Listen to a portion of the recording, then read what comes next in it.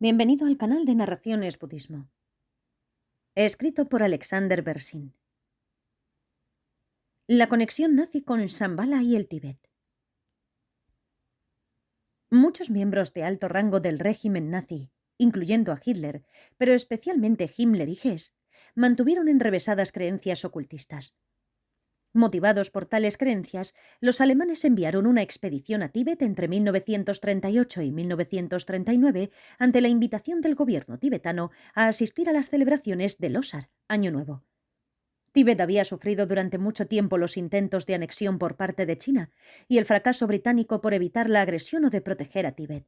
Bajo el mandato de Stalin, la Unión Soviética persiguió encarnizadamente el budismo, específicamente su forma tibetana, que se practicaba dentro de sus fronteras y en su país limítrofe, la República Popular de Mongolia, Mongolia Exterior.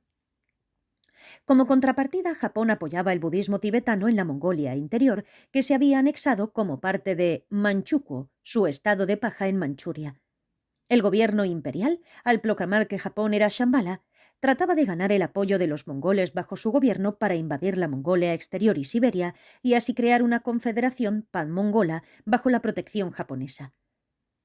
El gobierno tibetano, en vista de la inestable situación regional, estaba explorando la posibilidad de también obtener la protección de Japón. Alemania y Japón habían firmado un pacto en contra de la Organización Comunista Internacional en 1936, declarando así su mutua hostilidad hacia la expansión del comunismo internacional. La invitación para la visita de una delegación oficial de la Alemania nazi fue hecha en este contexto. En agosto de 1939, poco después de la expedición alemana a Tíbet, Hitler rompió su acuerdo con Japón y firmó el Pacto Nazi-Soviético. En septiembre, los soviéticos derrotaron a los japoneses que habían invadido la Mongolia Exterior en mayo. Posteriormente no llegó a concretarse nada de ese contrato entre el gobierno tibetano con los japoneses y los alemanes. Varios escritores ocultistas de la posguerra han afirmado que el budismo y la leyenda de Shambhala jugaron un papel importante en el contacto oficial germano-tibetano. Examinemos dicha cuestión. Los mitos de Thule y Vril. El primer elemento de las creencias ocultistas nazis provenía de la tierra mítica de Hiperbórea, Thule. Tal como Platón había citado la leyenda egipcia de la isla sumergida de la Atlántida, Heródoto mencionó la leyenda egipcia del continente de Hiperbórea en el lejano norte. Cuando el hielo destruyó esta tierra remota, su gente emigró al sur. En un escrito de 1679, el autor sueco Olaf Rubeck identificó a los atlantes con los hiperbóreos y situó a estos últimos en el Polo Norte. Según varios relatos, Hiperbórea se dividió en las islas de Thule y Última Thule, que algunas personas identifican con Islandia y Groenlandia. El segundo ingrediente fue la idea de una tierra hueca. A finales del siglo XVII, el astrónomo británico Sir Edmund Halley sugirió por primera vez la idea de que la Tierra era hueca, consistente de 4 esferas concéntricas. La teoría de la Tierra hueca disparó la imaginación de muchas personas, especialmente con la publicación del libro del novelista francés Julio Verne, Viaje al centro de la Tierra, en 1864. Poco después apareció el concepto de Vril. En 1871, el novelista británico Edward Bulwer Lytton, en The Coming Race, la raza que viene, describió una raza superior, la Vrilya, que vivía bajo tierra y planeaba conquistar el mundo con Vril, una energía psicoquinética. El autor francés Louis Jacoliot promovió el mito en Les Fils de Dieu, Los hijos de Dios, 1873, y en Les Traditions Indo-Européennes, las tradiciones indoeuropeas, en 1876. En estos libros vinculaba al Vril con el pueblo subterráneo de Thule. Los habitantes de Thule aprovecharían el poder del Vril para convertirse en superhombres y dominar el mundo.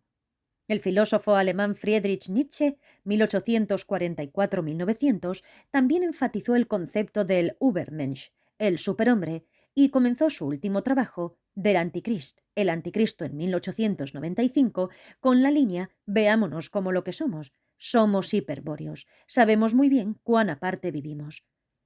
Aunque Nietzsche nunca mencionó al Vril, en la publicación póstuma de su colección de aforismos, Der Wille zur Macht, la voluntad del poder, recalcó el papel de una fuerza interna para un desarrollo superhumano. Escribió que la manada, refiriéndose a las personas comunes, busca seguridad dentro de sí misma creando reglas, moralidad y leyes, mientras que los superhombres cuentan con una fuerza vital interna que les conduce a ir más allá de la manada. Esa fuerza les exige y los conduce a mentir a la manada para poder permanecer independientes y libres de la mentalidad de la manada. En los años antes y durante la Primera Guerra Mundial, Guido von List, Horst Lanz von Liebenfels y Philipp Stauff popularizaron la ariosofía. Este movimiento mezclaba el concepto de las razas de la teosofía con el nacionalismo alemán para afirmar la superioridad de la raza aria como la base para la conquista alemana de los imperios globales coloniales de los británicos y los franceses como el gobernante legítimo de las razas inferiores. No obstante, debe señalarse que el movimiento teosófico nunca propuso sus enseñanzas acerca de las razas como justificación para afirmar la superioridad de una raza sobre otra, ni previó destinar el derecho a alguna de ellas para gobernar a las demás. En The Arctic Home of the Vedas, El hogar ártico de los Vedas, 1903, el antiguo defensor de la libertad india, Bal Gangadhar Tilak, añadió un detalle más al identificar la migración al sur de los habitantes de Thule con el origen de la raza aria, de tal manera que muchos alemanes a principios del siglo XX creían ser descendientes de los arios que habían migrado al sur desde Hiperbórea a Thule y que estaban destinados a convertirse en la raza suprema de superhombres mediante el poder del Vril. Hitler se encontraba entre ellos. La sociedad Thule y la fundación del partido nazi. Felix Niedner, el traductor alemán del viejo nórdico Edas, fundó la sociedad Thule en 1910. En 1918, Rudolf Freiherr von Sebottendorf estableció una sucursal en Múnich.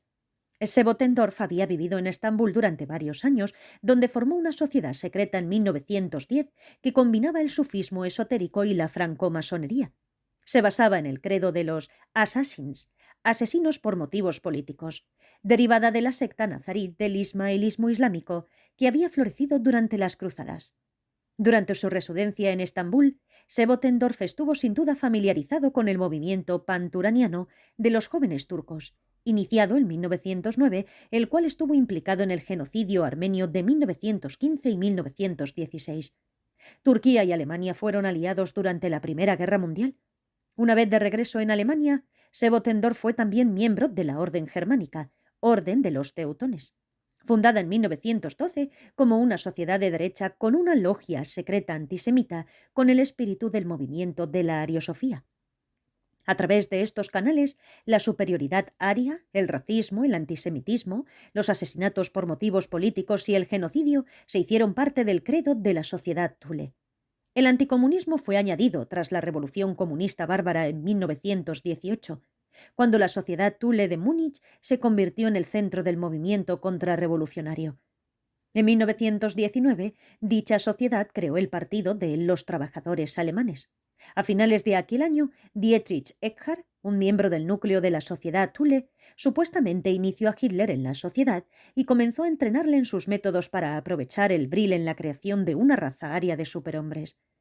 Hitler tenía mente mística desde su juventud, desde que estudió ocultismo y teosofía en Viena. Más tarde, Hitler dedicó Mein Kampf a Eckart. En 1920, Hitler se convirtió en el líder del Partido de los Trabajadores Alemanes, ahora renombrado como el Partido Nacional Socialista de los Trabajadores Alemanes. Haushofer, la sociedad Vril y la geopolítica. Karl Haushofer, 1869-1946, un consejero militar alemán de los japoneses tras la guerra ruso-japonesa de 1904-1905, fue otra influencia importante en el pensamiento de Hitler. Existe una creencia generalizada de que él fue el responsable de la posterior alianza Alemania-Japón debido a la extremada impresión que le causaba la cultura japonesa. También mostraba gran interés en las culturas india y tibetana, aprendió sánscrito y decía haber visitado Tíbet. Después de haber fungido como general en la Primera Guerra Mundial, Haushofer fundó en 1918 la Sociedad Vril en Berlín, la cual compartía las mismas creencias básicas que la Sociedad Thule y algunos dicen que fue su núcleo. La sociedad buscó el contacto con seres sobrenaturales bajo tierra para obtener de ellos el poder de Vril. También afirmaba el origen centroasiático de la raza aria.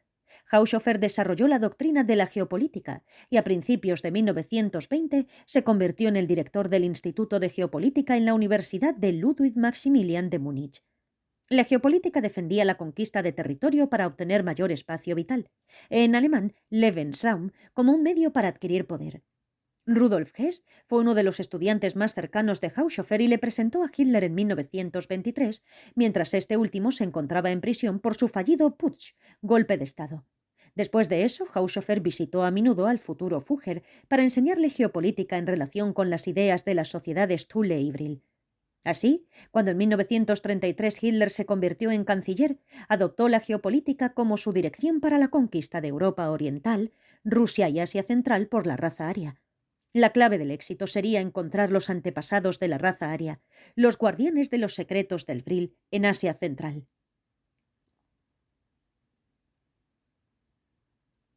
La suástica. La svástica es un antiguo símbolo indio de inmutable buena suerte. Proviene de la palabra sánscrita svástica, que significa bienestar o buena suerte. Usada por los hinduistas, budistas y jaíns durante miles de años, también se generalizó en Tíbet. La svástica también ha aparecido en la mayoría de las culturas antiguas del mundo. Por ejemplo, la variante que gira en contra de las manecillas del reloj adoptada por los nazis es también la letra G en la escritura rúnica medieval del norte de Europa. Los francmasones la tomaron como un símbolo importante, ya que G podría significar God, Dios en inglés, el gran arquitecto del universo, o podría significar también geometría.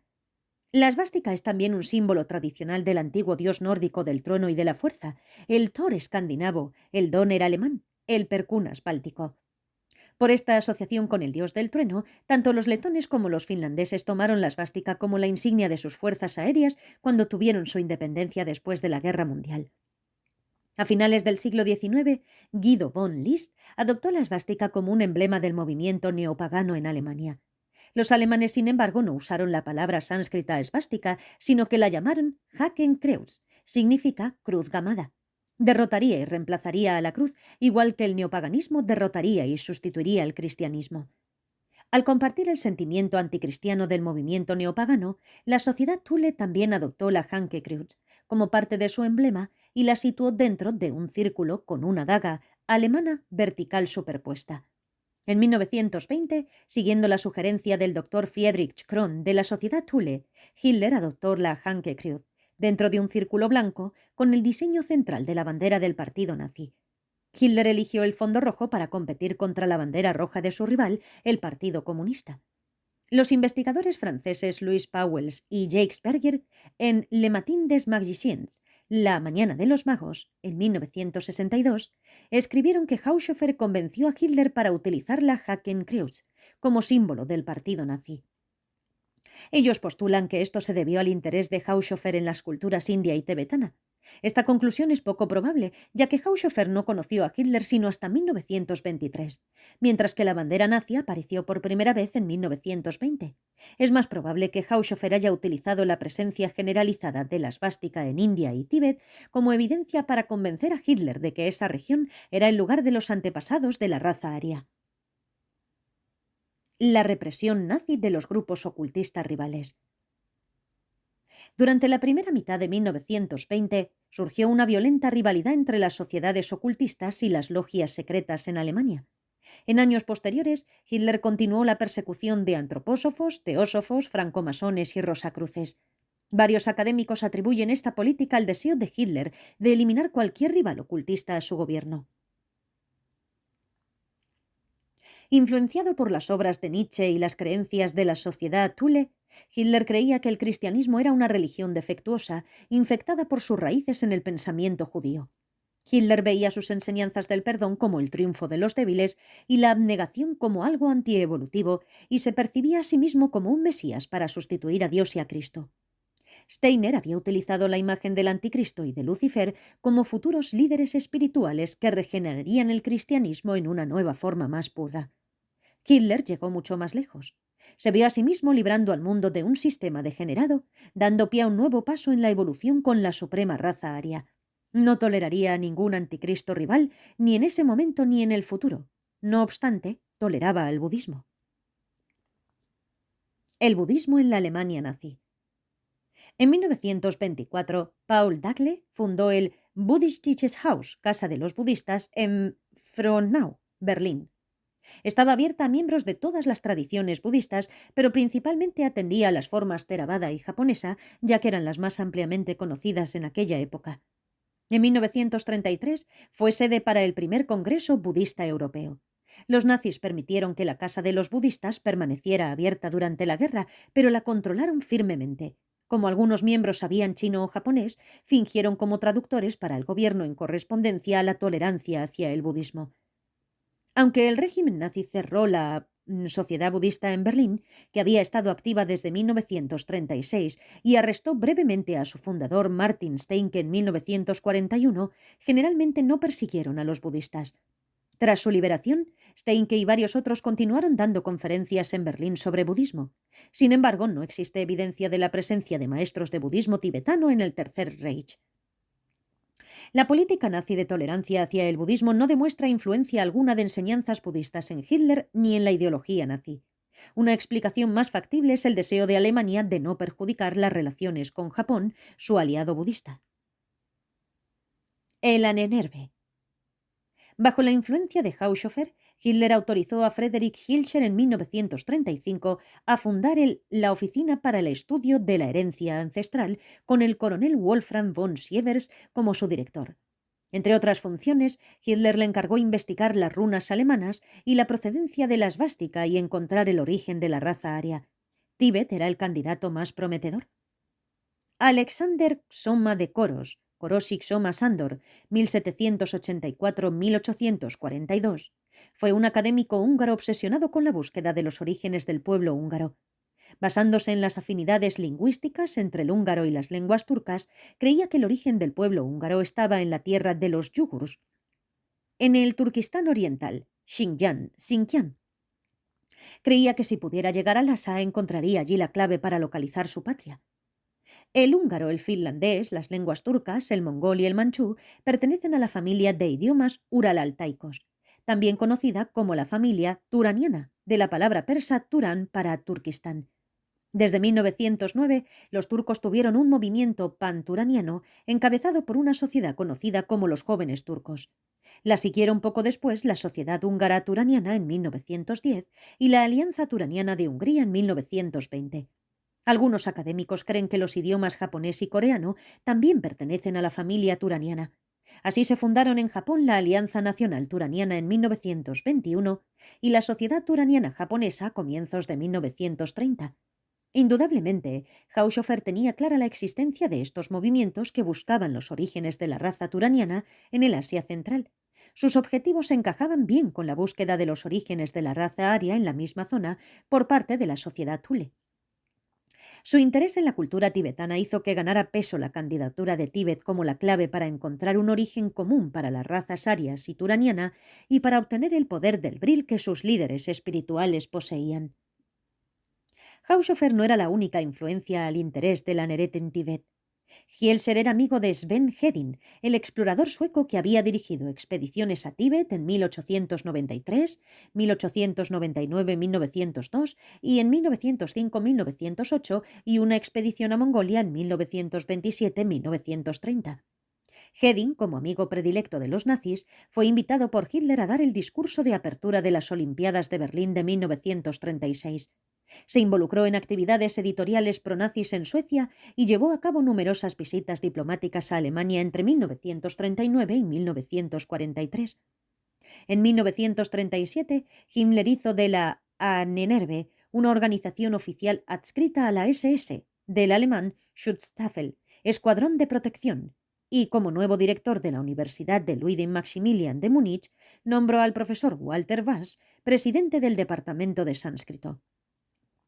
En la Ahnenerbe tenía un instituto de Tíbet, que en 1943 se renombró como el Sven Hedin Institut für Instituto Sven Hedin para el Asia Interior y Expediciones.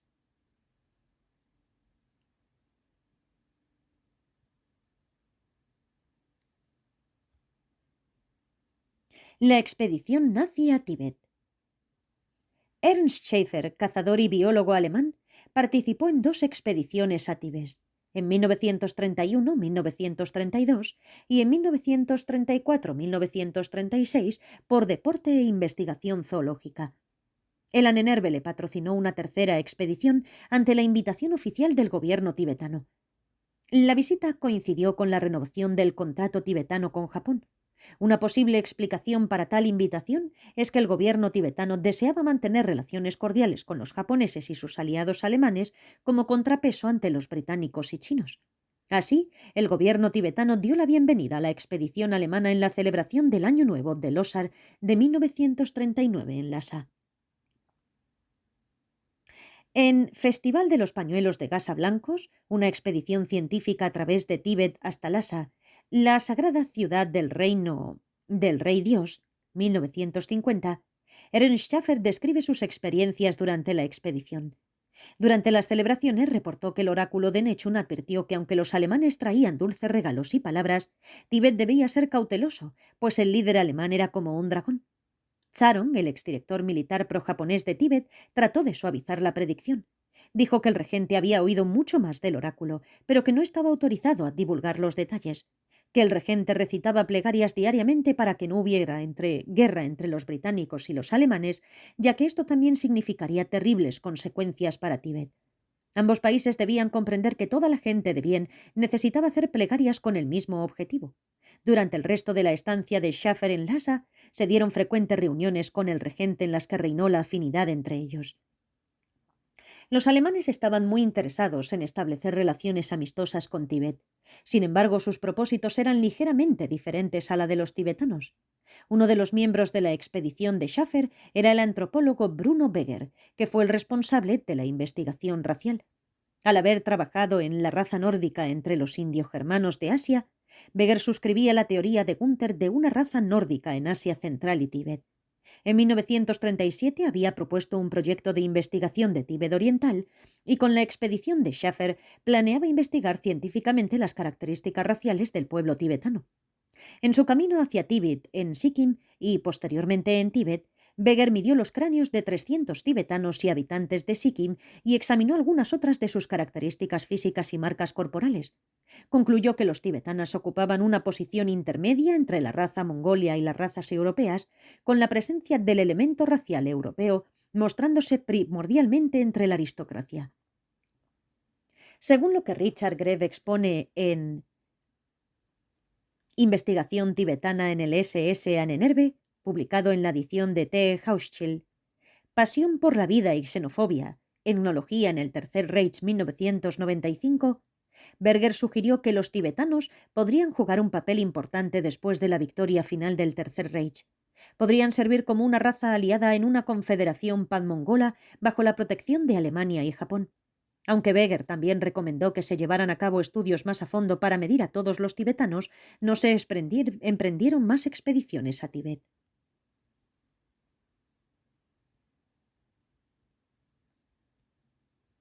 Supuestas expediciones ocultistas a Tíbet. Varios estudios de posguerra sobre nazismo y ocultismo, tales como el de Trevor Ravenscroft en La lanza del destino, han afirmado que bajo la influencia de Haushofer y la sociedad Thule, Alemania envió expediciones anuales a Tíbet desde 1926 hasta 1943. Su misión era primero encontrar y después mantener contacto con los antepasados arios en Shambhala y Agarthy, ciudades subterráneas ocultas bajo los Himalayas. Expertos en el tema servían como guardianes de secretos poderes ocultos, especialmente del Vril. Las misiones buscaban su ayuda para aprovechar dichos poderes en la creación de la suprema raza aria. De acuerdo con estos relatos, Shambhala rechazó proporcionar ayuda alguna, pero Agarthy accedió a ofrecerla. Posteriormente, desde 1929, supuestamente grupos de tibetanos fueron a Alemania y fundaron logias conocidas como la Sociedad de los Hombres Verdes en conexión con la Sociedad del Dragón Verde en Japón, con la intermediación de Haushofer, que supuestamente ayudaron a la causa nazi con sus poderes ocultistas. Himmler se sentía atraído por estos grupos de expertos tibetanos y agartianos y se cree que por su influencia fundó el Ahnenerbe en 1935.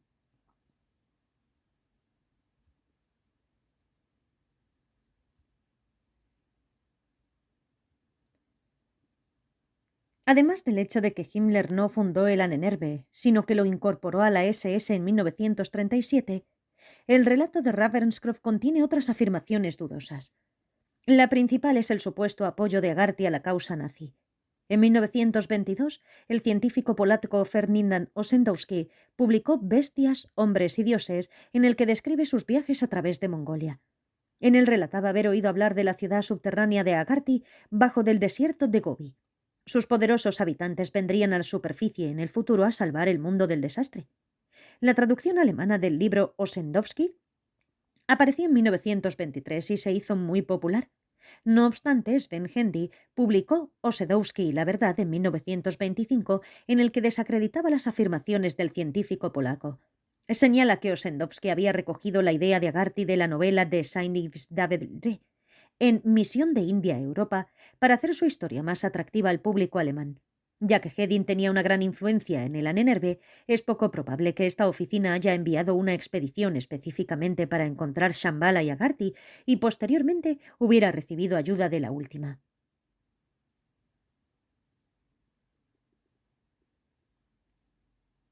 Gracias por escuchar.